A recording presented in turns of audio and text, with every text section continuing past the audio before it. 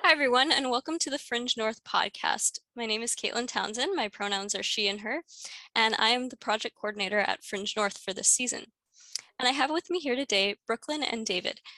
Brooklyn and David, would you like to just take a quick moment to introduce yourselves and talk a little bit about how you participated in last year's festival and where your group name as well for the folks? Yeah, absolutely. Hello. Hi. Okay. I'm Dave, and from the project Twintwa, formerly Twin, for people who recently changed the name. And I'm Brooklyn, performing with Twintwa and Forster Dress, and yeah, happy to be here. Thank you. Yeah, and in regards to we were fortunate enough to I just stumbled upon the Fringe North while scrolling online.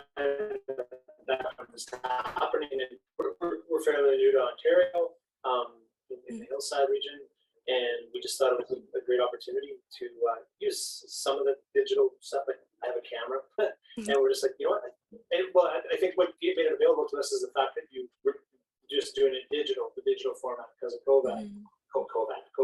Anyway, and it gave us a chance to challenge ourselves to make really our first kind of film. So. Yeah, it was so exciting to have you as part of the festival this year. And for anyone who didn't get the chance to check it out, their work was amazing and really exciting to watch. So as first-time Fringe goers, what was that experience like to step into the Fringe world? I know you've been doing music for a while, but with it being your first Fringe-specific experience, what was unique about that? Oh, it was good. It was exciting. We had it in us, like Fringe elements. We're always trying to incorporate different things, with performances, and it just kind of was like opened a door of like, oh yeah, like we do all this stuff, and I guess in a way sometimes performing as musicians, like you can't stay like linear with it, and it just opened up all these ideas we already had to do. Like it was just it was really exciting because it was like, oh, and then the ideas just started rolling and that kind of thing. Yeah, we were already starting to challenge our performative aspects of our shows, like and just trying to create even like subtle elements of lighting and performance aspects to our music. And I think what was really challenging is we didn't have anything done, like finished when we applied for Fringe. We knew what the deadlines were to get the content there, and I think we had like less. We put that on ourselves. It's like we got 3.5 weeks to do this, and we just got it. It was great though. It was like sometimes that deadline, and we had the time and the resources this last summer to do it in that time period, but we just got obsessed with it, like, and just the ideas started exploding off each other. So yeah, that challenge was really good for us. Good for me. Yeah. Yeah, that's awesome. Yeah, sometimes having those time constraints, it's like you have to just like jump in and do it, and it keeps the ideas flowing really easily. Yeah, so had you been familiar with Fringes before from a patron point of view, or was this your first ever experience in the Fringe world, even knowing about it? Like way many years ago, I did a bit of like sound, and I helped the sound once with a Fringe in Winnipeg. I had another band, and we did a bit of Fringe 12 years ago. So back in Winnipeg, I always liked Fringe because it was like different ways of occupying space in the city and different things. So I always thought it was great, like a great concept that the city's just alive with theater and performance, and like people getting like quirky venues, and some getting the big, like awesome venues, and there was a buzz in the city. So I knew it from Winnipeg's perspective, and that was a good perspective. Yeah. And it was definitely my first time being involved with a Fringe. I have like a growing up theater background in Winnipeg, that kind of thing, but sort of, I guess, maybe put it to the side when I shouldn't have. And I feel like Fringe was like, oh, hello, you love all this. You love, formatting, designing, writing script, that sort of thing. Yeah, that's really exciting. Yeah, so with it being your first experience, what did you find was like your favorite element of participating and creating content for a Fringe framework? Definitely felt part of like a community. Like you guys on your end, like the whole festival festival, it had something that just said like, there's an openness, like, and queer friendly and all that kind of stuff. So it just was like, it felt like we were going to be a part of something good and something like, yeah, just where it's about the arts and honoring the arts, and it just, it felt part of a community. Mhm. Yeah, and Dave, what was your favorite part of this experience? Favorite part of the experience? Oh, wait, loaded question. So many. I guess for me, the sense of like accomplishment, and it really helps solidify, because again, with COVID and stuff, we've been trying to record more at home, and so it challenged my audio and video skills, which I'm a rookie-ish, but I've been working it, so it really challenged, and I was really proud of being able to like take concepts, apply them, and then edit them on the computer. So that, and it challenged the current songwriting. Like we really brought up some of the songwriting, and it's always fun to apply visual.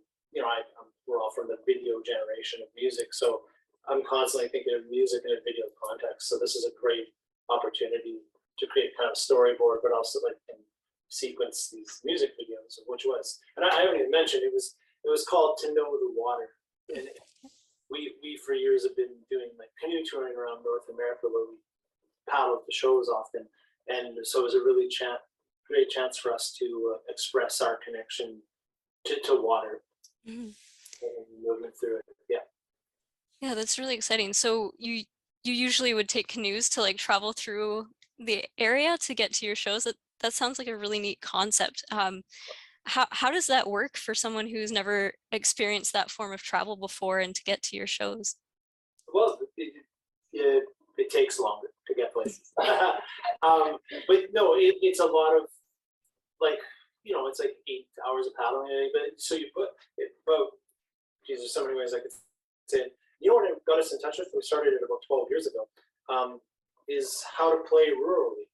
Like, so say when we do the Mississippi River, like the big center would be going to Minneapolis, but to get there from northern Minnesota, it takes however many weeks, depending on how fast you're going. And so it kind of taught me like, there's like how to connect rurally, because prior I really like, you get in a van and you go to Montreal, and of course that's wonderful, but I'm like, wow, there's so much going on in these towns of like, sometimes towns of 2 or 3 other people, or even like a state or provincial park. So it really opened our eyes to now, even when we drive for touring, we're like, wow, there's this, what's going on in this town. Sort of carry that format, following the water. Yeah, and it's been great. Yeah. So and then to answer your question, yeah, it's hard. Like budgeting time, weather becomes more of a factor. Like if you're going to get rained on as you travel and that kind of thing, and just balancing your energy, because you're paddling all day.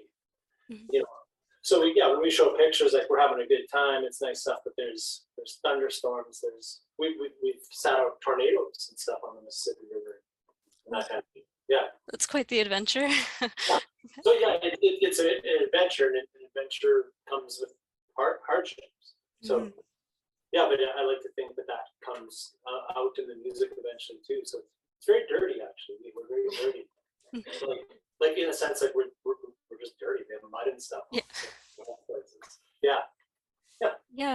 In Brooklyn, you had mentioned that one of your favorite elements of the Fringe world and being part of the Fringe Festival was that community aspect. And I imagine, correct me if I'm wrong, but like getting to travel and stop at all these like rural places, the community element is probably a lot different than when you're sometimes in a big city. There can feel that disconnect. That's what I've heard from a lot of artists who have been doing this for a while, that when you're in larger cities and on stage, like there's not that same level of intimacy that you sometimes get in rural regions. Have you experienced that yourselves, or do you feel like and that's not to say anything's wrong with like the big cities, because there's different benefits and detriments to playing each show, but what have you found with the differences between those two settings? I think there's good people everywhere, and it's kind of like finding those people there in the cities. They're rural too. People who are, watching the river and going, it's different this year, or like there ends up being a lot of information in the way we travel, communicated about like the health of waterways and history of places prior to cities even, and even, you know, history prior to rural towns and stuff. So that becomes a big part of it as well. That's awesome. Yeah. So, Yeah. And Dave, you mentioned earlier that you hadn't, I think the way you worded it was that you're a rookie to like the digital space of creating the music digitally. And I'm wondering, like, what advice would you have for artists who do have that little bit of sense of fear of like, oh, I'm not a filmographer, so how do I make my content digital? And just from your experience shifting to that space, what would be your advice to someone who's kind of hesitant to try it? just start screwing up. Just start doing it. And I'll put this right out there. I work with the program Reaper, which you can download for a trial for free, and it co-op, like you can do audio and video recording. That's what I use. Reaper was really good for that, and then there's lots of YouTube, like watch people who've trailblazed in our YouTube. Like there's so many. That's so much. I'm like, okay, how do I trim whatever, like the sound, the high end frequencies, that kind of stuff. You'll find a video, you'll find a specific, and then you start to learn the program and the effects and the way you can play with it. And but I would always give you advice. One thing I learned a lot is like get that pre-frame formatting correct. And Fringe did a very good job. I can't remember the specs you gave us, but you gave us a specific format to keep the film in, and then I followed that format. Because once you start, unless you're really like have good program and stuff, or maybe higher end stuff, it just make the files similar as best you can. Like I used just one camera. I didn't take files from my phone and that kind of thing. The audio is a little simpler to mix and match, but video is a little tougher because it can like bunch up or go like that. And I had to increase the RAM on my computer a bit to 12, and that's even a bit on the okay, like lower spectrum for video and audio mixing. So do some pre-research, but just dive in and have fun and do really simple stuff. Just do simple stuff. Don't you know? And it'll start making. It started making sense quicker than I thought it would. I was overwhelmed, but I'm like, oh, I got this. Like this is okay. And yeah. That's fantastic. I'm really glad that you took that step and got into the space. And Brooklyn, you had mentioned that you had done theater, I guess, growing up in Winnipeg. And so going from like the music scene and combining it with that to then perform on a camera, like what would your advice be to someone who has a little bit of that fear to actually get in front of the camera and to be on film? Just honor your story and your journey, and everybody has something to contribute.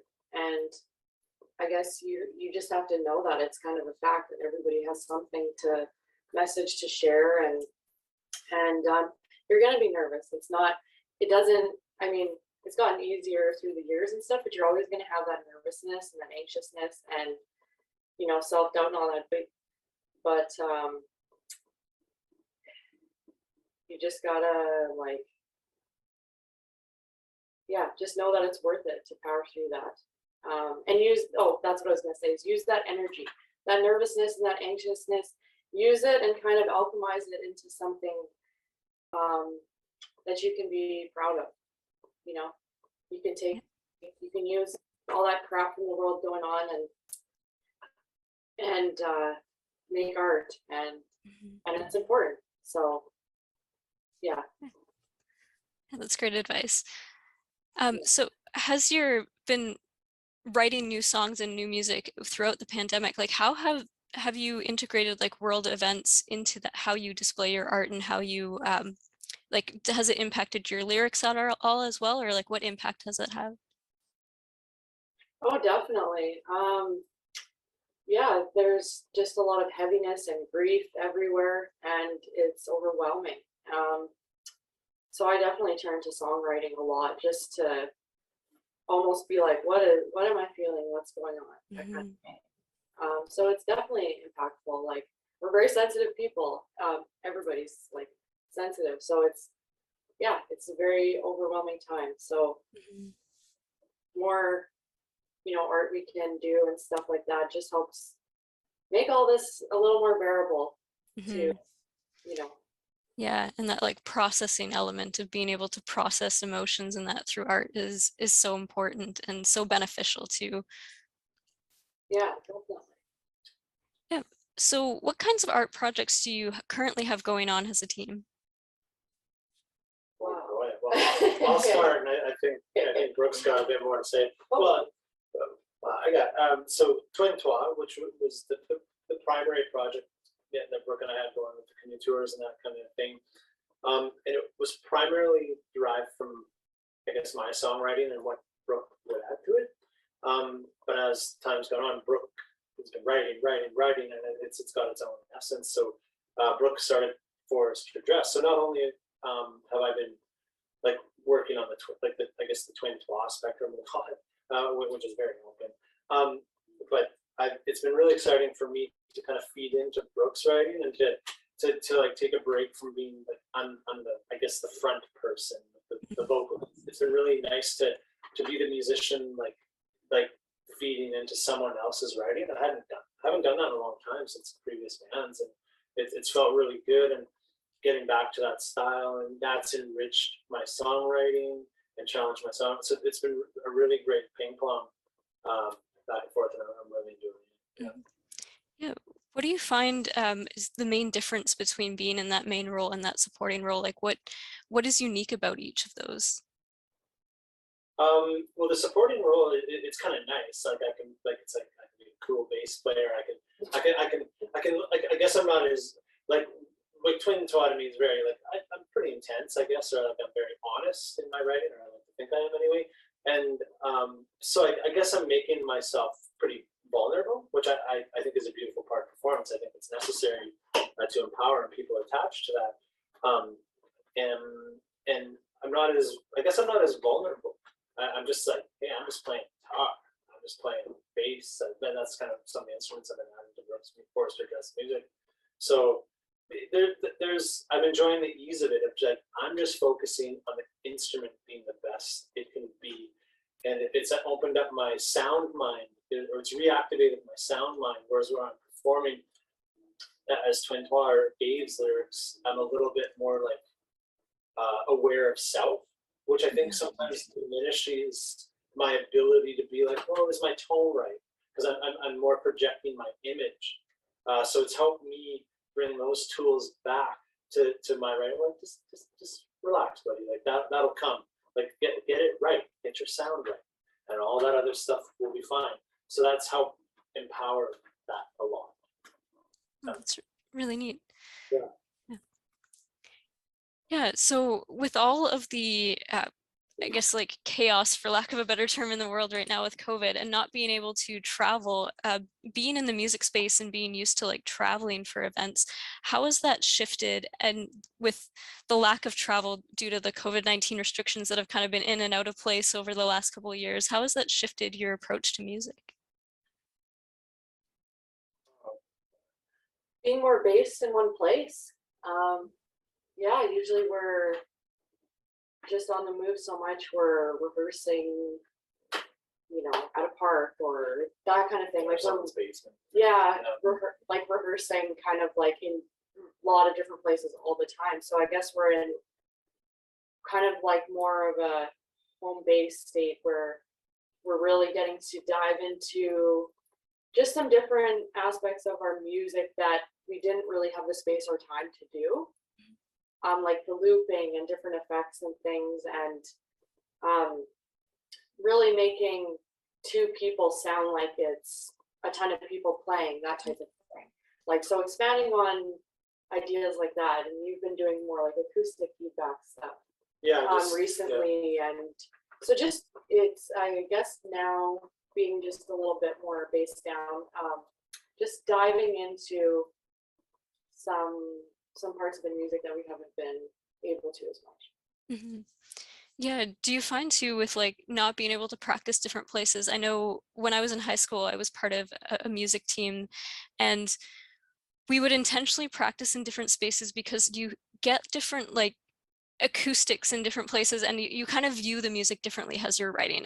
At least for us, that was our experience. Do you find that that's more difficult when you're in like the one location to not be able to hear it from like a different perspective as much, or is that something you've run into at all? Oh, definitely. Like we haven't had as many obviously live person performances. So the last one we did, like we were super nervous, which wasn't like, you know, like more anxious than normal kind of thing. And it was like, wow, we haven't like heard ourselves in a different space, that kind of thing. So it's like muscle memory or something. Like, so it felt like, whoa, like it feels like I'm playing a recital for the first time to my family or something, you know? Yeah. Yeah. Yeah. Yeah. Definitely, it gives you a chance when everything's set up very well in the home, which we're lucky to have, to really hone. But yeah, it also has the ability to like, I can be like, oh yeah, I'll get to that. You know, that's why something like the Fringe North was kind of like a little kick and oh no, you're making stuff well. Because I can easily like sometimes I'll go for a long time. Like I'll be like, yeah, I'm getting to the song and stuff. So I have to like find my inspirations at home, whereas on the road it's like, well, you're playing tonight. At home it's like, well, I don't have to. Maybe I'm watching TV, maybe I'm sleeping, eating too much, whatever. It's gonna keep me from my creation. Yeah. So Yeah. having to find, work to keep the inspirations going. Yeah. Yeah, and what have you found has been working for you in order to like spark that creation process and to keep yourself motivated? For me, again, finding ways and forums, whether it be in public or like in reality, or not that this isn't reality, but like, or through like to share reasons to share. I want to share what we do, and even when I even get in the littlest place where it can be shared, that excites me. Yeah. Yeah, and you mentioned again like that deadline with the Fringe and having not had something prepared in advance and having to, I think that can sometimes intimidate a lot of artists from not actually taking the jump and doing a Fringe when they hear about an application like last minute and like they only have like 3 weeks.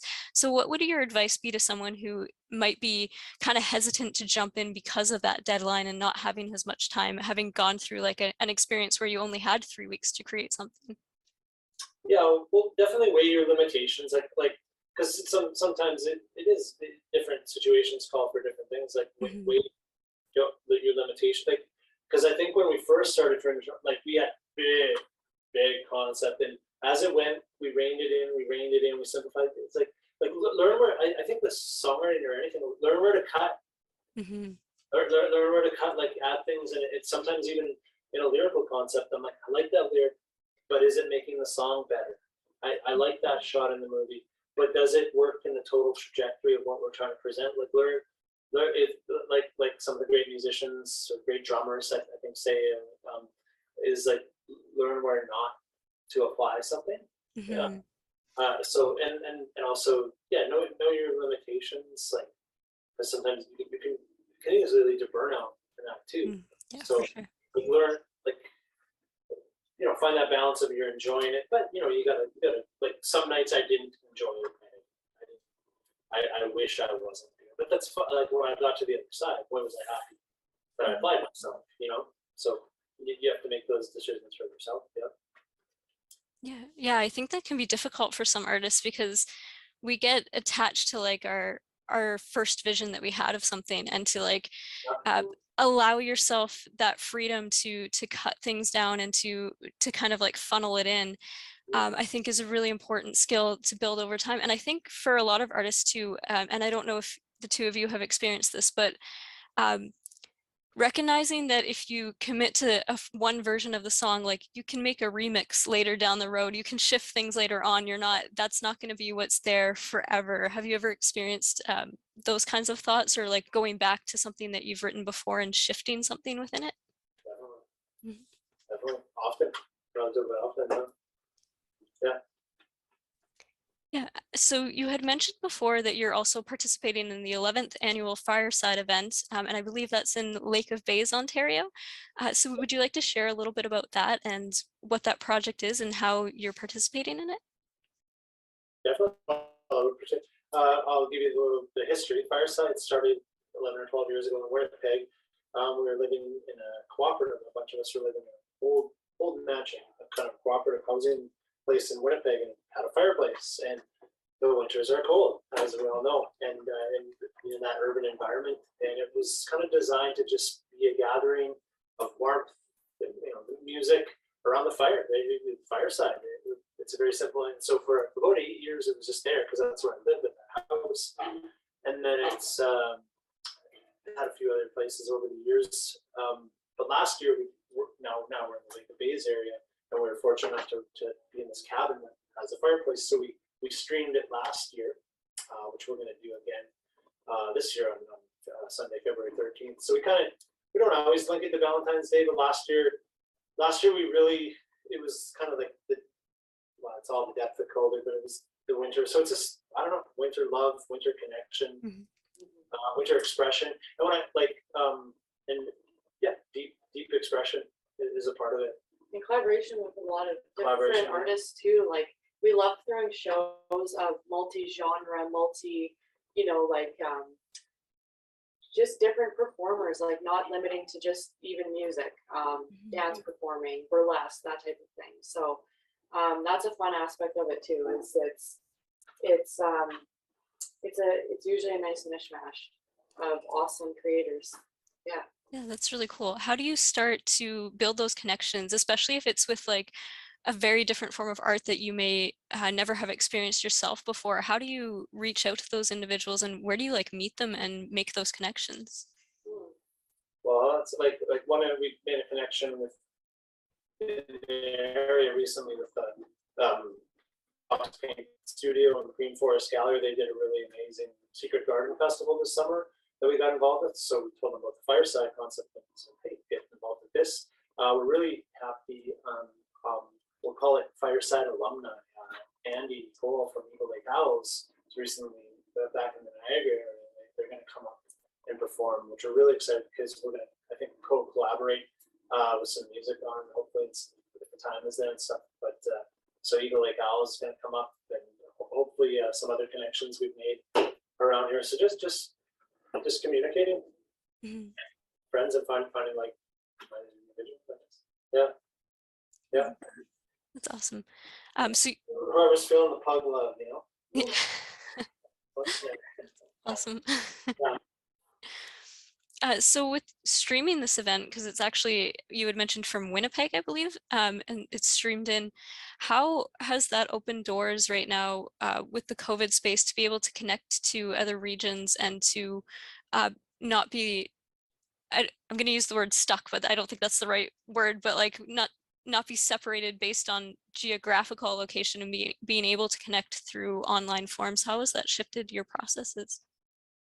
Well, again, it's made me learn how to try to get the best sound and visual we can out of where we are. And one of the challenges we face is we're also our bandwidth is low. So having to do adjustments to make sure the stream doesn't get interrupted. Like last year was the first time we streamed Fireside. All those times in Winnipeg, we just had the show because there was no COVID restrictions or whatever. So that was the first time we did it. But aside from that, it was good. It was like the classic line is like, of course we want to play live to people, but it's interesting to connect with lots of people. We're all using these machines, so it's to try to find a way to connect in that way is. Fine. Yeah, like you can still host impactful events through the streaming space, and streaming just includes people who just want to see the performance too but can't make it out for whatever reason, driving, weather, deep in the winter. So streaming is just a thing maybe we'll just carry forward with us to the future anyway, because anybody who's just stuck at home, well, throwing a live stream so that as many people can be included as possible. So that's kind of one of the great things. It's like it'll be in the future available in person, but keep the live streaming going. I think an increase in that is just great.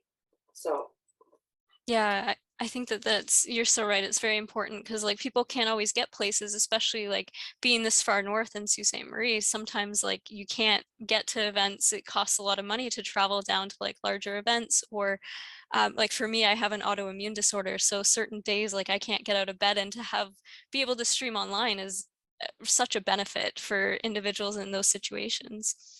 Well, Yeah, you totally. are invited to Fireside. Thank you. Fireside, yeah.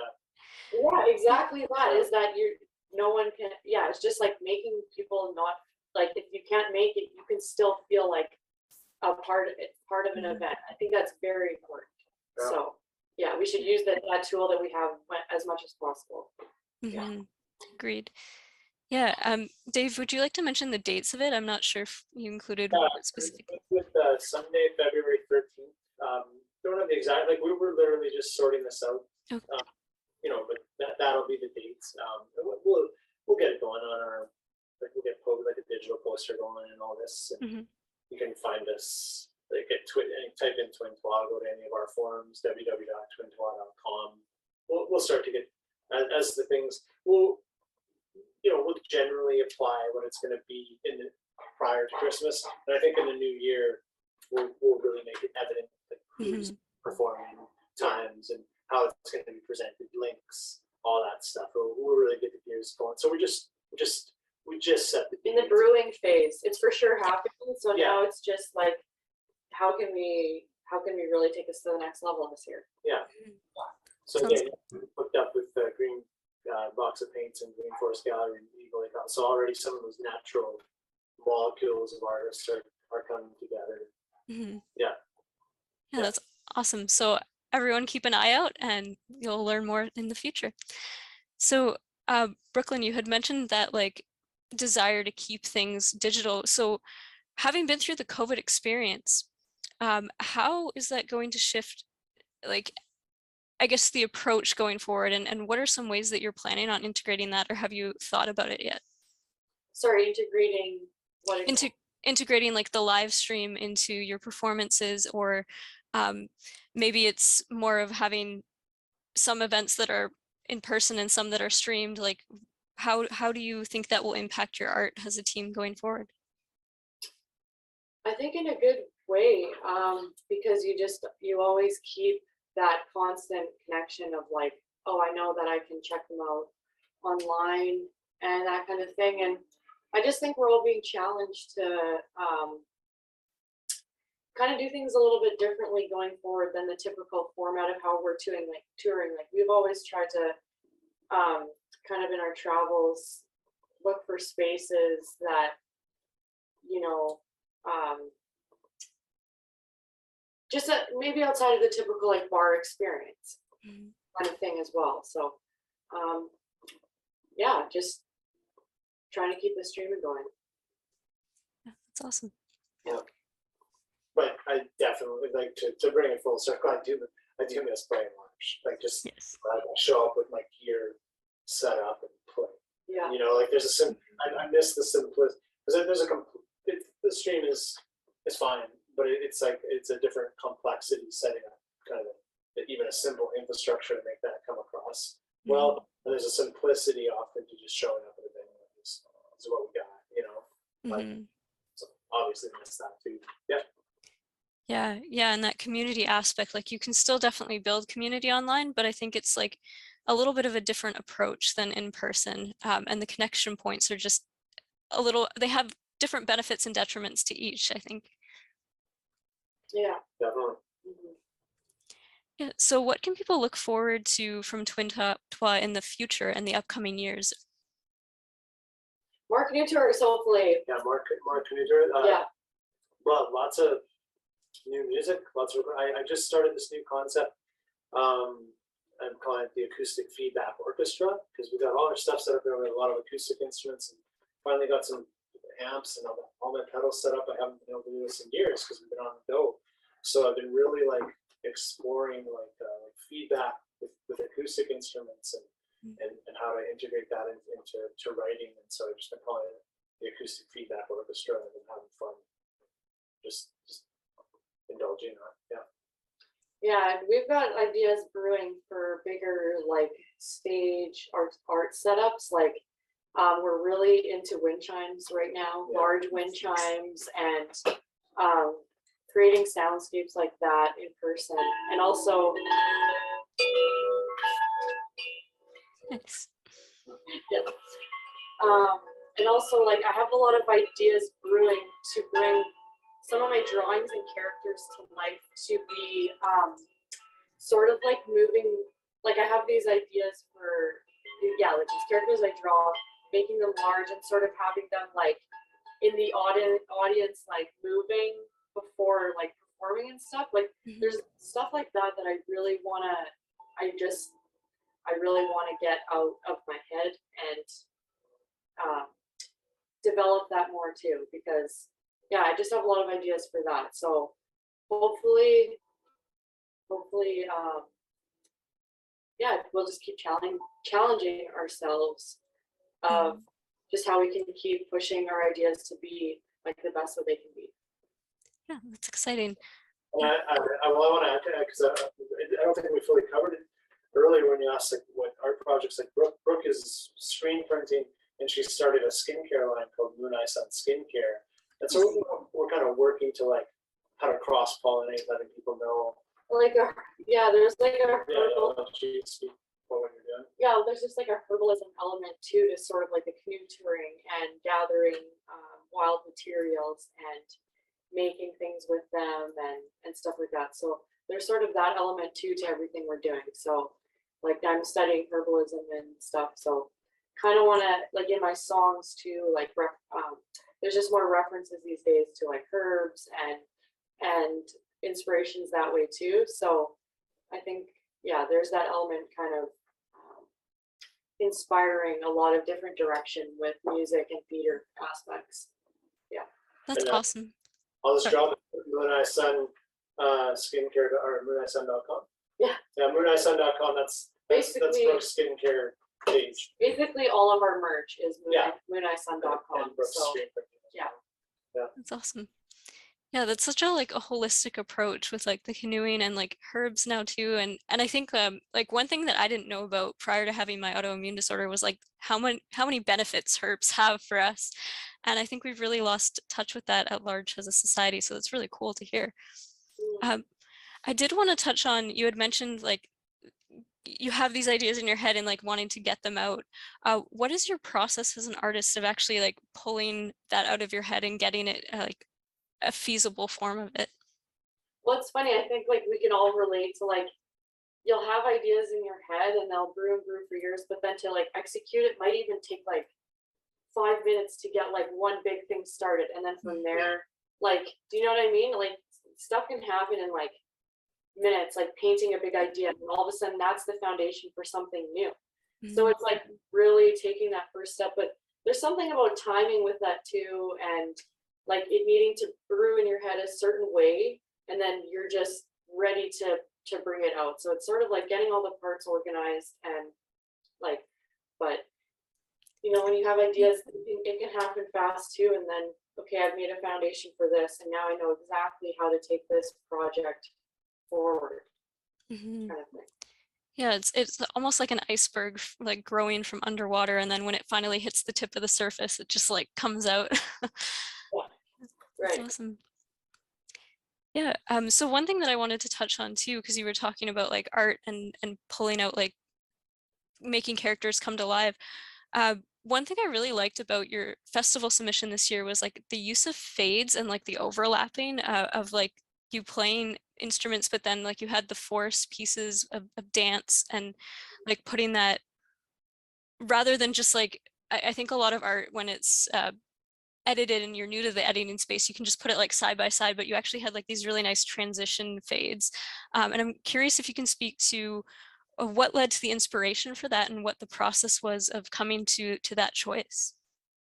Oh yeah, that was kind of like my signature move that I figured out in editing. But it just and we got to the point where it's like I'm like that's where this starts going up, and it just like what? Go ahead, finish. Sorry. Like really like feeling it with the music and like that imagery works here, or you know, and applying it. And like with Brooke and I would kind of like go, no, bring it up here. Brooke's dancing here, or this industrial imagery, you know, coincides with this. And there was just, there was some really beautiful symmetry that I'm like, that just fell into place. Thank you. Like as I applied things, I'm like, that just worked. Like sometimes when you're like working through the chaos of your layering, it does some of it. It'll start to script itself for it. It did in this case. It scripted itself a bit, and we had a lot of like cool footage to rummage through, like from the Mississippi River. I used that on the song Star Scraper, which I was really excited about, like cross grading the sequence of us paddling into Minneapolis, and that was really cool. Yeah, so go ahead. Do you think some inspiration came from our friend Emily Granger? Sure. Because when you just asked the question, I thought of our friend Emily from Winnipeg, who has NLC2 Collective, which is where she takes music, local music from Winnipeg, and puts it onto vinyl veneer to make these like really small batch custom releases of musicians, like really neat stuff. But she, in her video work, she for some videos that she filmed of us, she did, I think it was one with the San Francisco footage while we were playing on Mirror Beach or something. She had taken footage of like what's that famous bridge in San Francisco, that red one? That one. Anyways, she put it upside down, I think, while we were playing, and it was doing this crossfade thing. So I think that was really maybe an inspiration. I don't know. Yeah, I think I even. She does really cool stuff with that. From that. I think I grabbed a bit of footage from that a little bit to fix up some videos. So definitely. Yeah. We always just got to credit Emily. She's a great friend and inspiration. And so when you asked the question, she came to mind and her inspirations and working with her and stuff. So it's always exciting, like the collaboration process and how I find art just like snowballs and builds off of itself, and we like all learn from each other's art, and yeah, that's really neat. I'm wondering too, Dave, if when you mentioned like, oh, this is starting to transition here, do you go by like certain notes in the songs, or like what was your process of deciding like where that transition would be? Okay, well, so first of all, some of the songs we just grabbed like old footage, like for the voice of the Los Angeles River, I just went in and got the LA River canoe tour documentary and like piecemeal cool sequences, and then super or like kind of opacity faded ourselves, where we did a show on the LA River under a bridge, and that worked out really good. Sorry, I'm losing sight of the question for a sec. Say your question again. I got lost in my mind. Yeah, so deciding like when those transition points will be and like recognizing them, do you go by notes, or is it more like lyrics, or like what do you base it off of? And then and then we pre-recorded, or like we recorded a lot of stuff in that 3-week period to bring concepts. So and then just not just notes, but just applying, like if there was a certain mood to the music, or like you had a natural intuition with it. Yeah. Because you know me and the music we're making, and so even with parts of me, you sort of knew what I would maybe want or what would fit best with that music. Like you had kind of a natural knack for that. It's really just feeling the music and wanting to kind of like, because always with the music you kind of have this like, let things fade down. Don't just like finish the song and cut, like let it ring out. Like Dave, you were very much that kind of artist. So like I think that transposed to the video element too, where it was like no, like finish this 20 seconds of like a nice slow fade down. Like just really kind of and I guess it was inspired by like the movement of water too, because we built a lot of water, and yeah, that's really neat. Yeah, I can definitely see that in there. Yeah.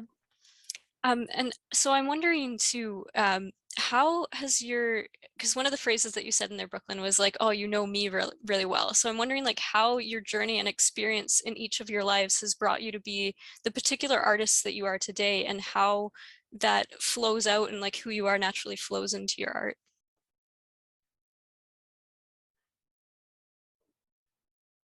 Sorry, say that again.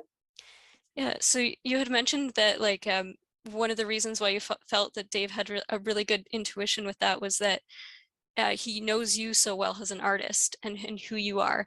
So has like artists and like I think we take like our whole experience with us as artists and into our art of like who we are as people. So I'm wondering how your journey in the art space since you were like very young, how that has played into who you are as an artist and how that overflows into your work. Hmm. Um,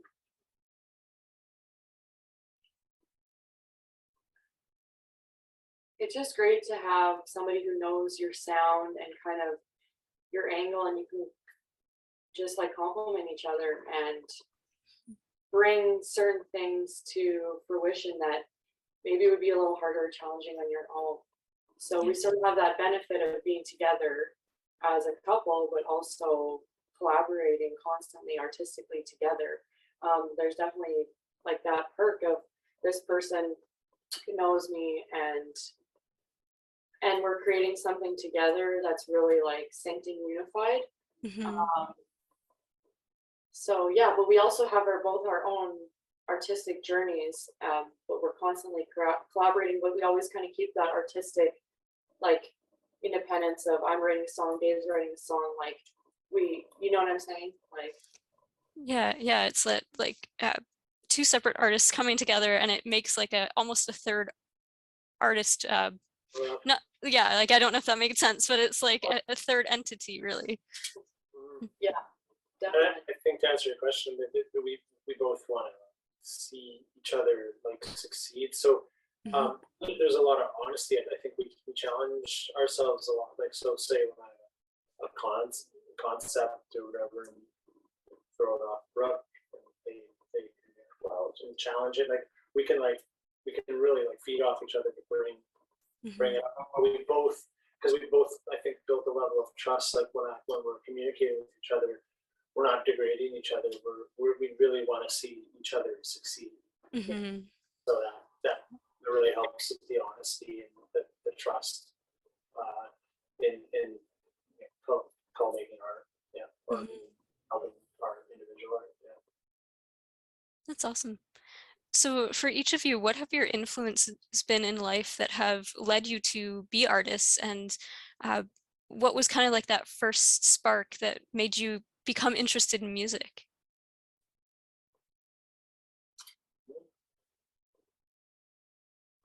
So many inspirations. Oh my goodness. Yeah, I don't know. I gotta think for a second. like definitely as a child, like just music. And I think really though, when it comes down to like for me, like it was high school because it was cool. Like it was like that was cool. Playing guitar was cool. Being in a band was cool. And I definitely applied the strong artistic elements to it. And as I've evolved out of like I still want to be cool, I guess, but like I've evolved out of like that being the central like, focus. But I think it's derivative of a little bit of television telling me sex, drugs, and rock and roll is awesome, and me evolving from that to who I am now. Yeah. And Bob Marley. Well, yeah.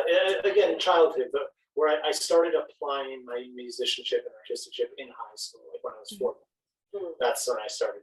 That's when I started smoking cigarettes. Like it did go hand in hand, and now again I've shed some of that stuff, like, and just becoming more of like an applied artist at this point in my life. Yeah. But I think the violin really comes to mind for me. The violin has been an instrument that I always wanted to play as a young child. I think I was really inspired by orchestras and movie soundtracks with heavy violin or cello mixes. That I think a lot of pieces like that really made an impression on me very young, and I realized the impact of music. And I was also doing theater right after violin lessons for a lot of my youth. So in a way, they were kind of always linked for me. But definitely the violin has been a key point of inspiration. I think I just could feel its impact in a way that was something I was like, oh, like there's an unseen world to this life kind of thing. Mhm. Because I guess the violin and the stringed instruments just impacted me in a way that I was like, oh, okay, there's more going on this earth kind of thing. Yeah, I'd say movie soundtracks and seeing different plays as a kid in school and stuff. Like in elementary school and that, there was a big theater element, I think, Mhm. a lot. So I think some inspiration came there from even just being in plays with other kids and even getting to create our own skits where we filmed and that type of stuff. So yeah, I say the stringed instruments really have always been a big source of inspiration that's just led to other paths. Yeah. Yeah, that's amazing. Yeah, there's something like just so beautifully haunting about the string instruments. Like they just take you to a different world in a way that other instruments don't. Like it's this unique, well, I mean, every instrument takes you to another world, but it's a very particular, like calming one, I find. hmm Yeah. Mhm. And just music is so powerful for connecting beyond anything across the world. And I think that made a big impact on me. Seeing like I remember as a kid there was this project called Playing for Change, and it was like one artist did one part of a song, and then the track went to another part of the world, and they put something to that song, and it became this whole piece of people who had never been in a room together. And so I think projects like that, I was like, oh, like music can really really connect you to the world in ways that you wouldn't otherwise expect. Mhm. Yeah, for sure. Yeah, so we are running out of time, but I have one more very important question. I'm curious who your mentors have been as artists and like some of the artists that you look up to. Well, definitely violin teacher comes up first and foremost as one of the biggest mentors growing up. Geez, that's a hard question for me to answer right now. I feel like I'm in a current state of kind of processing a lot of art I consumed that originally inspired me and maybe shedding some of it from my personality. And there's some stuff that I used to like connect through and stuff. So I'm kind of reshaping the wheel. But I'll throw it down for my dad, who just always like had really cool records that got me into violin Nice. at a young age, and just showed me cool stuff like, hey, this is what we listened to in the 70s or whatever. So that got me into music collecting, listening to it, and probably set the seeds for me because I'm still a big, I know it's kind of changed now, but like I'm still a big fan of the concept of an album. So I'll say this: we're Twintwa and Forest Dress are, working towards albums and releases and videos and that kind of thing. So yeah, we'll throw this one down for my dad. That's awesome. Yeah. Do you have any final thoughts that you'd want to share with our audience or any projects that you didn't get to chat about that you wanted to quickly mention? Fringe North is awesome. Get involved, pay attention to what they're doing. They're fabulous people. I'm so thankful we were involved. It really brought a lot of meaning to the summer.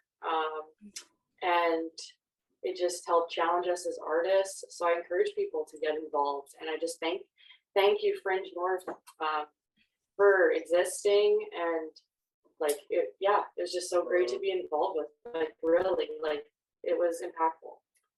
And all that just a shout out to Sault Ste. Marie. All the years touring, Sault Ste. Marie has just always been good to us. That's true. It's been a good stopover, whether it be events Nicole is putting on, and it's in my walking around Sault Ste. Marie is in my mind. Like I look forward to getting back to Sault Ste. Marie and doing something artistic there. So shout out to Sault Ste. Marie, big time. Yeah, and the community forming out there. Yeah, well, we definitely look forward to having you again, and we hope you'll participate in future festivals. It was great having you for this season, and yeah, to see each other in person sometime. It's something I really look forward to. So thank you so much for coming on today, and we will see you again soon. And thank you for our audience for watching as well. Merci, miigwech, gracias, and have a great day. Bye. Thank you, Caitlin. Bye.